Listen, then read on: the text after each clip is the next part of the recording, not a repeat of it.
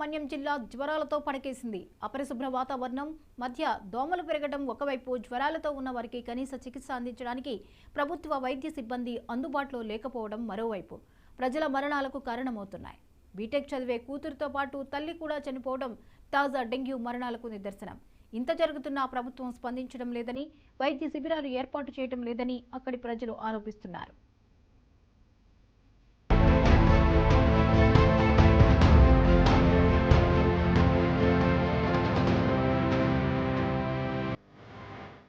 మన్యంలో డెంగ్యూ మరణాలు పెరుగుతున్నాయి. జిఎమ్మవలస మండలం బట్లభద్ర గ్రామంలో డెంగ్యూ జ్వరంతో ఒక్కరోజు వ్యవధిలో తల్లి కూతుళ్లు చనిపోయారు. ప్రభుత్వ వైద్యం అందుబాటులో లేక జ్వరంతో బాధపడుతున్న తల్లి మేరువ దుర్గమ్మను, కూతురు చైతన్యను పార్వతీపురంలో ఓ ప్రైవేటు హాస్పిటల్లో చేర్చారు. అయినా సరే చనిపోవటంతో ఆ ఊళ్ళో విషాద ఛాయలు అలముకున్నాయి. చికిత్స గురించి గాని, రోగుల పరిస్థితి గాని చెప్పకుండా దాచిన ప్రైవేట్ హాస్పిటల్స్ ఈ మరణాలకు బాధ్యత వహించాలని మృతుల బంధువులు ఆరోపిస్తున్నారు. మేము చూసాం, అక్కడ నుంచి ఇక్కడికి రూమ్ మార్చేటప్పుడు కూడా ఇంటిమేషన్ చేయలేదు.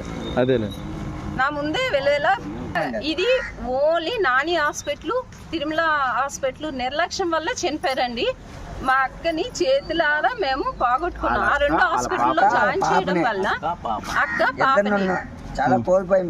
పాపని మేము కోల్పోయాం. మా కల్లారా కొట్టుకొని కూడా మేము కల్లారా చూసాం. అదే సమయంలో గ్రామంలో పూర్తిగా పారిశుధ్యం లోపించడంతో జ్వరాలు వస్తున్నాయని, అధికారులు ఈ విషయంలో నిమ్మకు నీరెత్తినట్టు వ్యవహరిస్తున్నారని గ్రామస్తులు అంటున్నారు. ముందస్తు జాగ్రత్త పేరుతో చేపడుతున్న కార్యక్రమాలన్నీ మొక్కుబడి చర్యలవుతున్నాయని, ఫోటోలకే పరిమితమవుతున్నాయని కూడా గ్రామస్తులు ఆరోపిస్తున్నారు.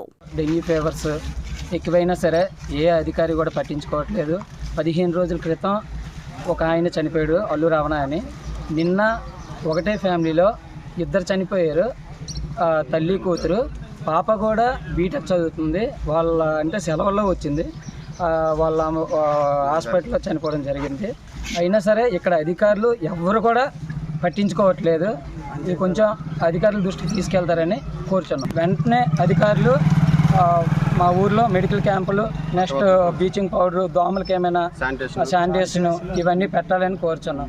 అధికారులు స్పందించి మన్యం ప్రాంతంలో వైద్య శిబిరాలు ఏర్పాటు చేసి డెంగ్యూను అరికట్టాలని, పారిశుధ్యం పనులు మొక్కుబడిగా కాకుండా నిజమైన సేవాభావంతో చేయాలని కోరుతున్నారు.